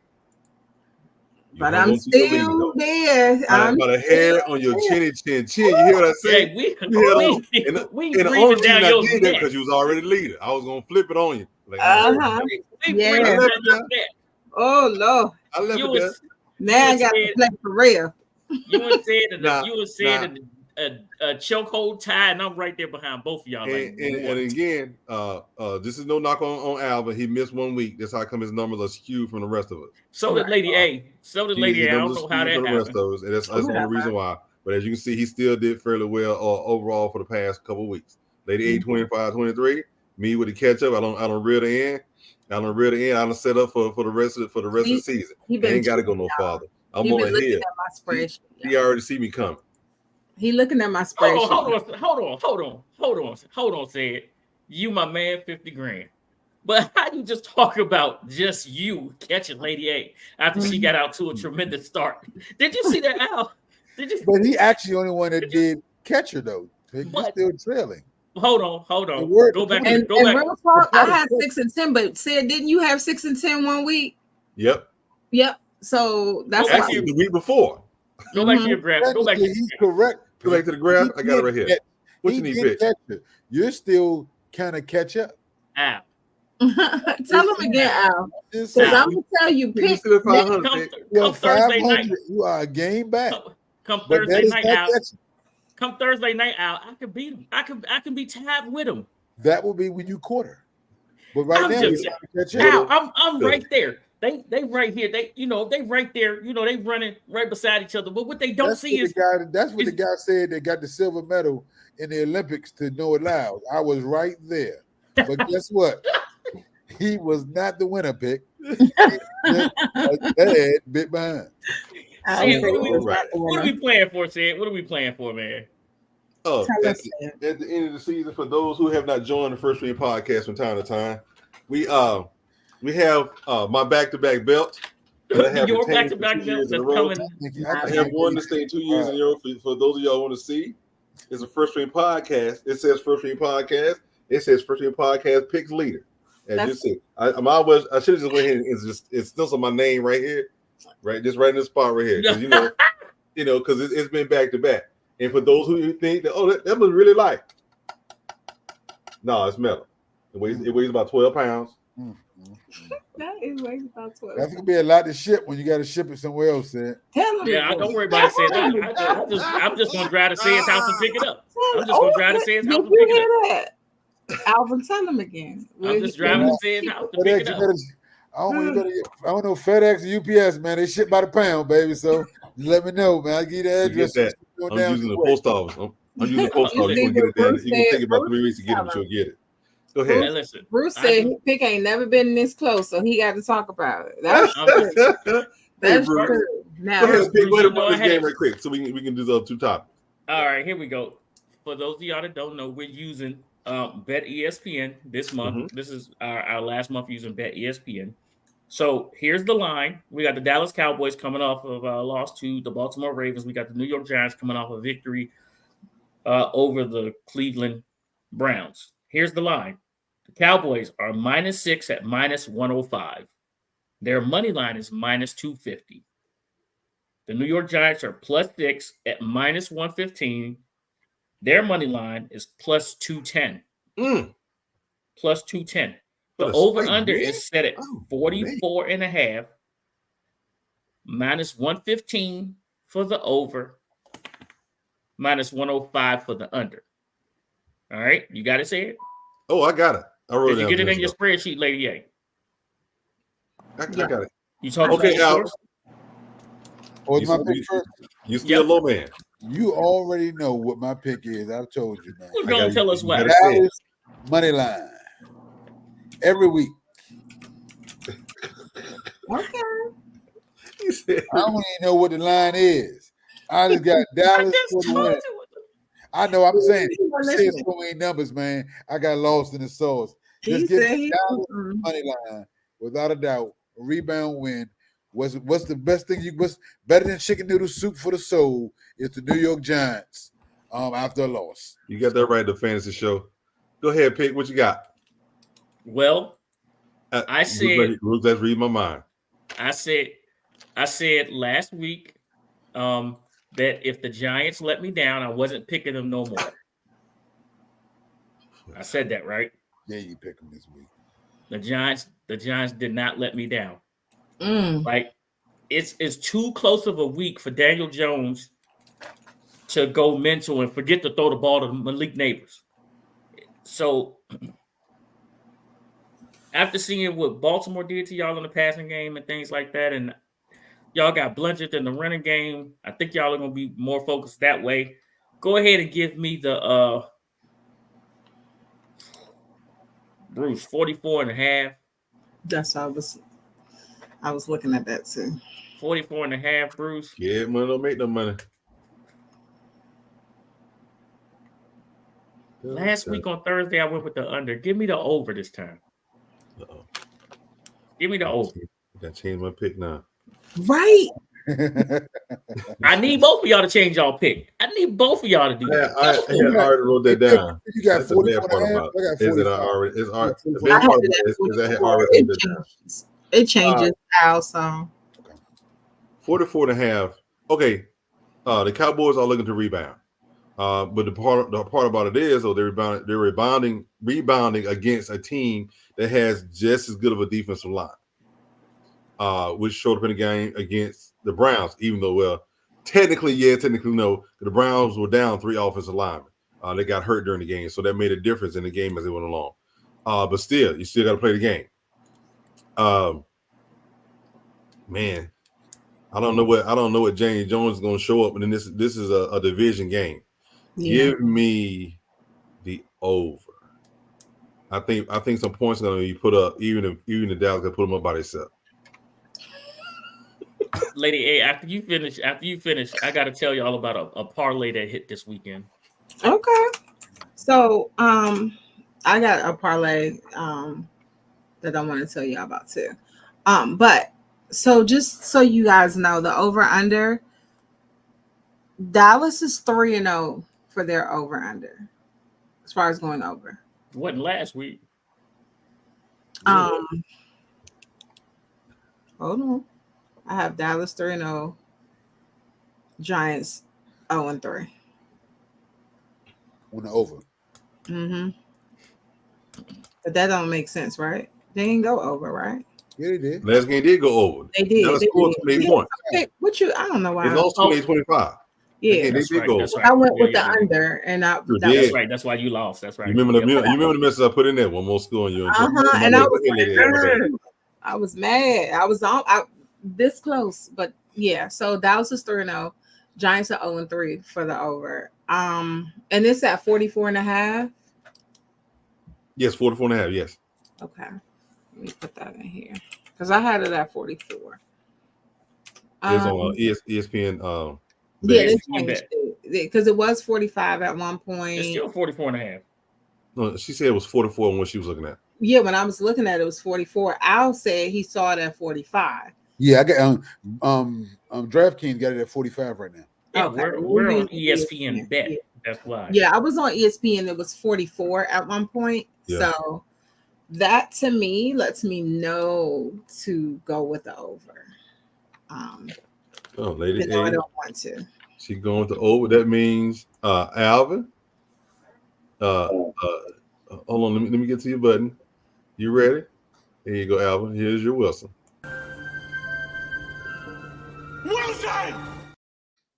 And Jerry Jones, I would not be asking Jerry Jones to pick me up. Although Wilson was a little sketchy for you last week, and we're gonna roll with it. Wait. You won't be asking Jerry Jones what? Because let me get my fine together. He picked me up on that yacht, man. I don't know. He might got cameras in the bathroom and stuff, man. He be talking about people's stuff. It ain't like he can see you. Everybody getting fined today. Listen. One of our longtime listeners, subscribers, hit me up. They sent me a parlay that they hit. Washington Commanders money line. Ooh. Washington Commanders versus Cincinnati, 49.5. They took the over. Brian Robinson anytime touchdown. They took a Terry McLaurin anytime touchdown. Money. That came money. Too. Ooh. Great play by you. Right. Play by you. And the real gamble was Terry getting the touchdown. Let me tell you about a certain birthday boy that called in the morning. My man Ron O'Neill called me and said, "Pick, what should I do?" I said, "Well, this is what you're going to do. You're going to straight bet the Commanders for the win." Yeah. He straight bet the Commanders for the win. He took Buffalo, laid the points on another straight bet. Then he parlayed both of those. but I think he took the under instead of Mm. just laying the points again on his parlay. I already hear that. He would have been 3 for 3, but I think he was 2 for 3 on his bets on his birthday. Shouts out to my man Ron O'Neill. He had a great birthday yesterday, all the way Happy around. birthday. But those two straight bets covered them though. Those two straight bets got him covered, especially the Washington Commanders because they was plus. I think they went off at plus 250 Yeah, it was by the time he got to the window. Yeah. I think they went off at plus 250. So again, our parlay this week did not hit because our 5-leg parlay didn't hit because said who blew the parlay for us? Lady A. And that guy, Hey. because that guy you gave us Irvin, whoever he was, he didn't get on the field.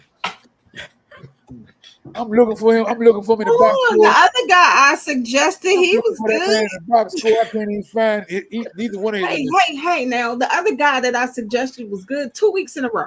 Okay. Yeah, well, you should have stuck with him a third week because I played him in another parlay and he got in the end zone. Hey, Lady A was bad all the way around this week. Well, you need to do your homework I because had a we're rough week, guys. going to run it back again. We're going to run it back again.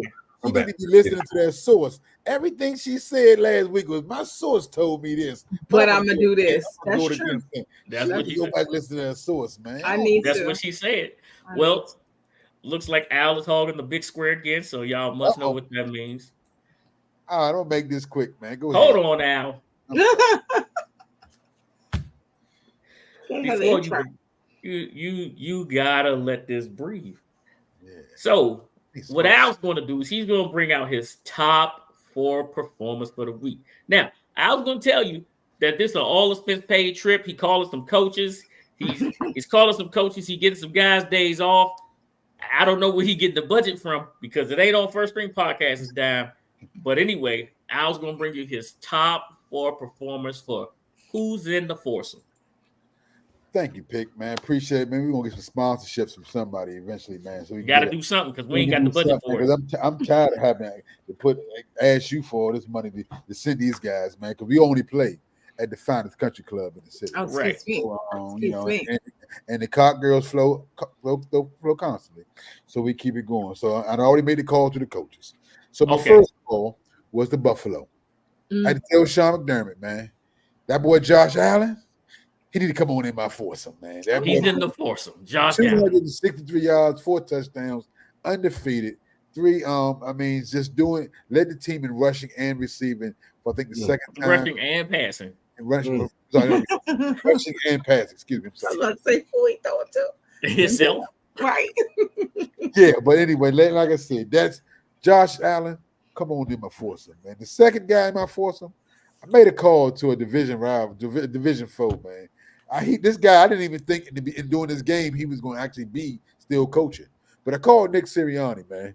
I said, man, let me get Saquon Barkley, man, because Dallas should have got him in the offseason, but you made the right decision and got him. Leading the league in rushing, 351 yards, I think 5 or 6 total touchdowns, 147 yards, 2 tubs yesterday, man. Sunday, totally turned that game around. Saquon, come on. Killed me in fantasy. He killed me in fantasy. He did. We bet. Yes. We know. Murdered me. I didn't think I would make a call to this team all year. I had to call down to Carolina. Oh. I said, hey, man, send me Big Red's number, man. He playing in my foursome. I said, Andy Dalton, 319 yards, 3 touchdowns. Yeah. I had to get him in the foursome because this might be the only opportunity for him to get in the foursome all year. Okay. So, one of the criteria is you have to win that previous week. So Andy Dalton is in my foursome this week. And this last guy, just to prove that I'm so unbiased, is always do not let it cloud my perspective. Don't let it do it. Lead the league in completion percentage. Uh-huh. Coming off a game where he was 91% completion percentage. Right, true. Who is that talking about? Any rookie. Now, I don't like putting these young guys, getting them out of practice early and putting them on my foursome because I think it throws them off during the week. But this is one guy I don't mind throwing off the next week because it's to my benefit. So, Jay Daniels. He can't make it. 21-23, 254 yards, 91.3%, leading the league at 80% preaching. Come on and join my Foursome, man. That's my 4 top performers of the week, man. Just the second week in a row, I've had to put a Commando in there, and I have not put a Cowboy on there yet. Oh, No, I am sick about this. But hey, man, fair is fair. Come on to the Foursome. Everything, First String Podcast, paying for everything. Come on in. We're the country club tomorrow. y'all about to have a wonderful time. I'm gonna tell you that now. You might want to run fast though. Tired them cleats. The budget. First off, Al, listen. Oh, man. Put them on the private jets. Take them to the finest country club. Mm. I'm gonna give you the black We card. play destination golf, baby. We don't just stay around local, man. I'm gonna give you the black card. Everything paid for. Mm. You know, just bring me back the receipts, okay? That's all I'm gonna do, baby. Just bring me back the receipts. It's a tax write-off. That's Al's Foursome. Woo, man. All The right. budget said we about to have to cut the budget on leaking oil. Mm. We got to cut the budget And on still leaking got so many props, man. His prop budget is Right. one of my It's rounds. taking everything out. Well, we go from the Foursome to a spot of tea with Lady A. Hello, ma'am. Hello. How are you? Doing great. So it's not just tea. Okay. Oh my God. Oh, Got my prop too. Thank you very much. Just in case the you're asking. the budgets are blown. Blown budget. I'm sorry. Today. Let me tell you guys, I got a little bit of info for you. A lot of people are well aware of the Brett Favre, okay? And the things that he's going through. He's going through a congressional hearing right now. For those who do not know, it's been going for quite a while, and you would think that would be the key point, right? Brett Favre is testifying in a congressional hearing. You know, you think that would be the news. It's not. Unfortunately, under all of the scrutiny and all of the drama that's surrounding the fact that he is going through this in reference to some funds that are involved. And we did talk about this on First String Podcast before, about the funds regarding his alma mater, the University of Southern Mississippi. And $1.1 million is up for discussion. Okay. Keep all that. And you would think that, hey, because my team had to go through some things for a congressional hearing. So I understand the drama and the struggles. But unfortunately, during that time, I want to say it may have been today. Unfortunately, Brett had to reveal that he has been diagnosed with Parkinson's disease. So that definitely gives another layer to the equation.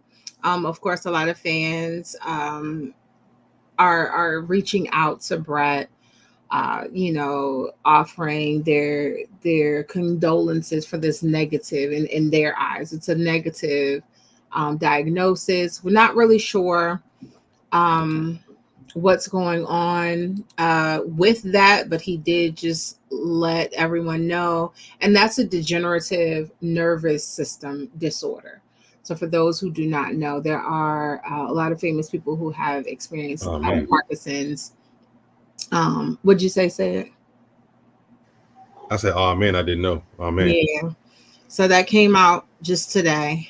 So of course you would think, like I said, that the congressional hearing was the top for his news. It is not. Moving on from Brett Favre, and of course we send our well wishes to him. We have the one and only Jerry Jones. Now Alvin touched on today. He touched on. Don't touch it. Don't touch it. So number one, let's talk about he has a 2-for-1 deal going on. So number one, Jerry just recently let it be known after Dallas lost to the Ravens, and people are asking him questions because of course, we talked about this as well. Derrick Henry wanted to go to Dallas. He was practically saying, I'm there. Why didn't Dallas pick up Derrick Henry? Why did they let him go to Baltimore? Why?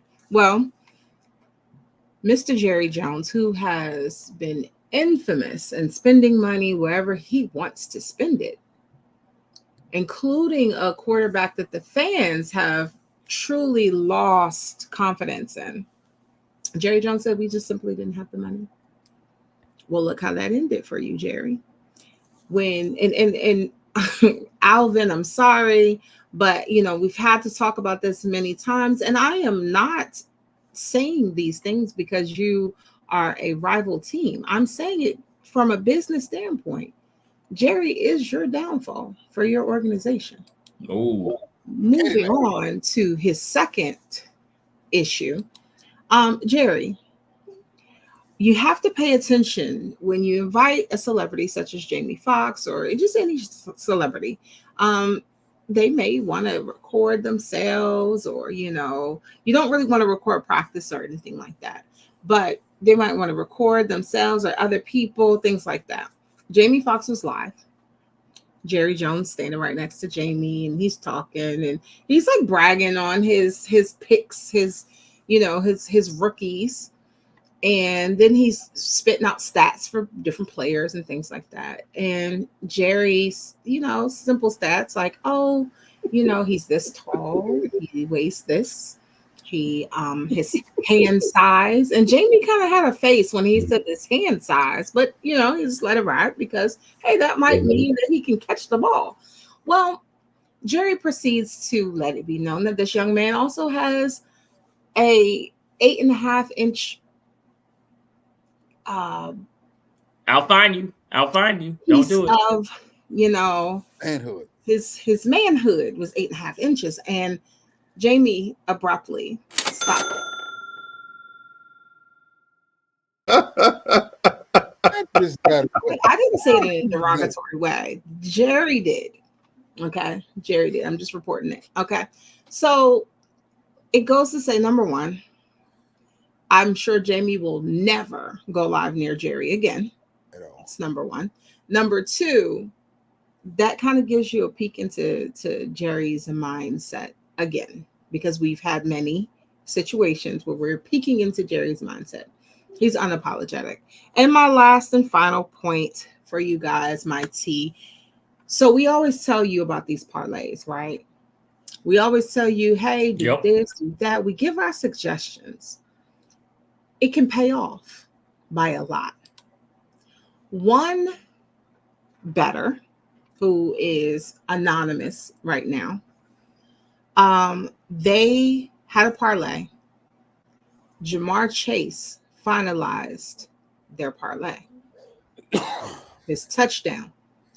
They made $117K off of a lovely 117K off an 11-leg parlay. It was 469 to 1. So that explains the amount. So it was a 3-leg parlay, just a 3-leg parlay. First leg involved Amari Cooper scoring his first in the Giants-Browns game. That was plus 700. The second leg was Jonathan Taylor scoring the first in the Bears and Colts game. That was plus 500. First touchdown. Okay. Then he had Jamar Chase. Another first touchdown. He waited on that. Jamar Chase got him. He bet $250, which if he decided to forego his third leg, he could have made $11. For his what? Hey. Yeah, yep. Go get her. Go get her said. Go get her said.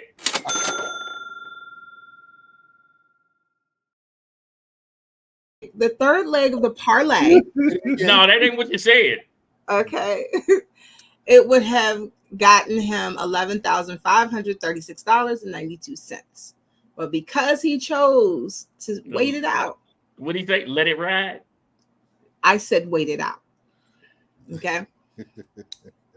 That Monday night game, Bengals Commanders, he has now made $117,000. I'm So going straight to the casino. That game wasn't even over. I was going straight to the casino to cash that ticket.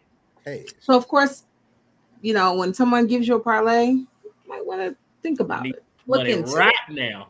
Need my money right now. And it Like, doesn't have to be 11 legs like Pitt was saying. mhm. Okay. I was This just is saying. Remember, old boy with the last year, he had hit every game and needed Detroit to cover. everywhere. He right. needed Detroit to cover. Okay. He needed Detroit to cover. And then he would have won that. But that's that right there. So now, thank you, Lady A, for the spot of tea. That was Lady A's Avenue with a little hot tea. Now y'all know what time it is. Y'all really do know. It's time for shenanigans. That's what it's Silliness Hey, personified. listen. It ain't no time for no shenanigans. Silliness It's time. personified. That's what this is. It is time to let said out. What? He waits all week for this. Oh Yeah, Oh my my man. God! Do you What see is this? They look like Bane, man. I was about to say Ant-Man or something. What is this? Listen, oh man, y'all can't wait. Listen, leaking Uh-oh. oil. I don't know what's on leaking oil. Leaking oil is brought to you by Playtex today. Always What? plugging the link. What? Say it. God, Fine. and pause. Lady A, keep your finger on the button. Here we go. Look at this man. I told y'all. Keep your finger on the button. Welcome, ladies and gentlemen. As your boy said, right now. I'm in here for leaking oil.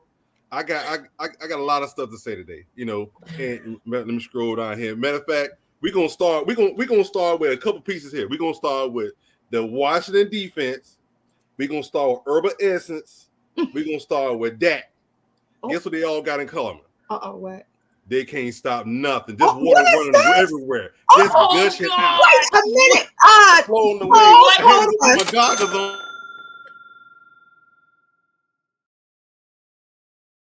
Take it down. How y'all gonna do me? Really? Water just running everywhere. Matter of fact, I almost forgot. The Atlanta Falcons offensive coordinator. Put him in there too. What? There you go. Say it. That's another fine. Let it put him in there too. Man, because who gets down with a chance to beat the Kansas City Chiefs? You ain't run the ball but a hot minute all game long. 4th and 1, you got 900 offensive linemen in, and they all getting pushed back. Dummy. Go ahead and cut him now. But I will say this though. Vanderbilt brought the D against Missouri. Can I say that? Pause. Yes.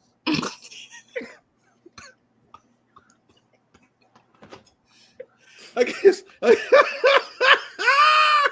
Vanderbilt brought the D against Missouri. Missouri had to take them to overtime to win that game. Good job, Vanderbilt. That means Vanderbilt's getting better. That's what we need in SEC.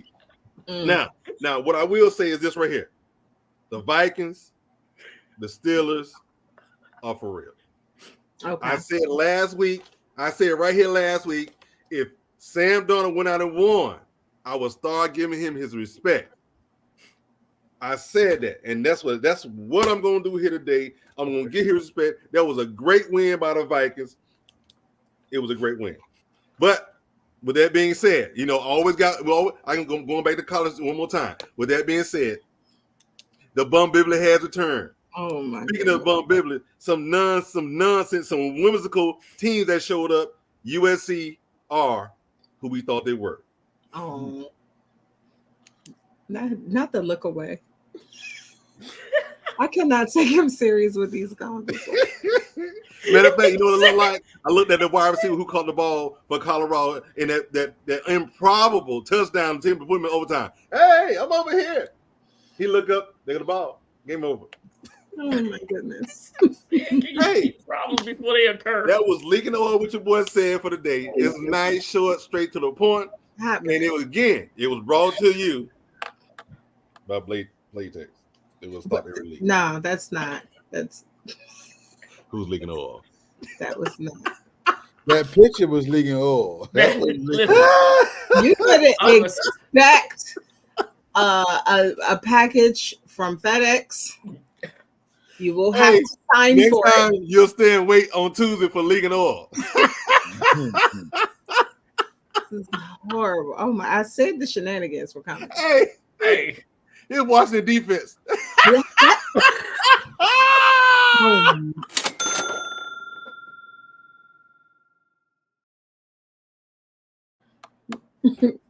Every time you put that picture up, fine you. Every time. You know what? Go to hit me again, Lady A. Going to find me again. Wait, you about to do something else? Yeah, we need the money for the. I'm We gonna need mute the money myself. for the Foursome budget. He said he's gonna mute Apparently, himself. hey, apparently, I'm just going to mute myself. this Yes. this budget for they about to have a budget meeting right Mhm. after this. Boy, We will have said definitely all his fines is a line item. oh my goodness, said that was Cool. funny and embarrassing at the same time. Oh boy, listen. Let me apologize for Fred Smoot not making it in here tonight. Again, we do appreciate each and every one of y'all that hung in there with us today to watch First String Podcast. We really do appreciate you guys on Facebook, on Instagram, Facebook, X, LinkedIn, and YouTube as well. We really do appreciate each and every one of y'all. Man, we will be back on Thursday with Doc Walker at 8:30 p.m. Eastern. 8:30 p.m. Eastern. Right? So make sure you tune in. We're doing time with Doc. Once we get Doc's done, we're out. We're going to go watch this game, eat some chicken wings, and sip on adult beverages. Adult beverages. Right. So That cranberry juice you had, right? that was cranberry juice. Sure was. That was cranberry juice. That was cranberry juice. What Man, brand? okay. They said like black man. Blank man. You like black man over there? I mean, makes sense. Listen, said, did we cover everything? Yeah, we hit it all. Oh, go ahead, Al. Alvin got one. One thing. Hold on, Al. You got Roll one. Tide this week. No, Al. Oh, Al. Georgia, boy. You too early. Al, you too early. Al, you too early. Al, you forgot one story. You forgot the kid with the 10 TDs. Oh yeah, we'll talk about it because I told you to pick. He had a heck of a game, man. But like I said, it's kind of skewed because a lot of those TDs was in overtime. They went like several overtimes and all that other stuff. So I just wanted to say that was some bad luck, but I was too early. So continue on pick. Oh, that fan is killing me right now. See, like It was just a little warm in here. That's all. I swear, I can't wait to play y'all. He said Fred Smoot is leaking over. So that I can have my fan out. Okay. Mm-hmm. All right.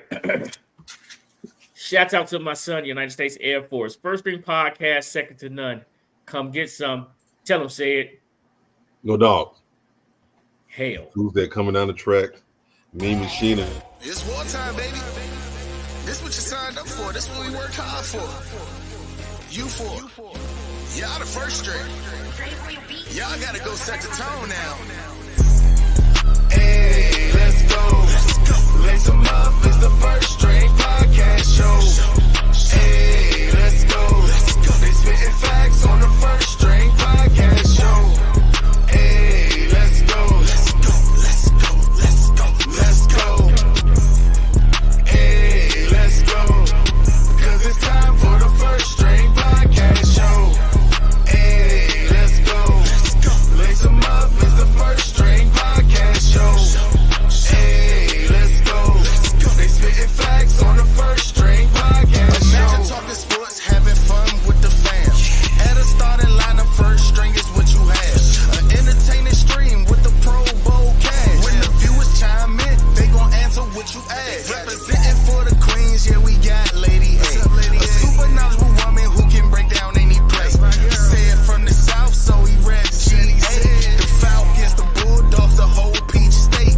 Drunk Uncle Al, only way you can describe him. Every time he crack the mic, you know he gon' be wildin'. Last but not least, it's my man Toothpick.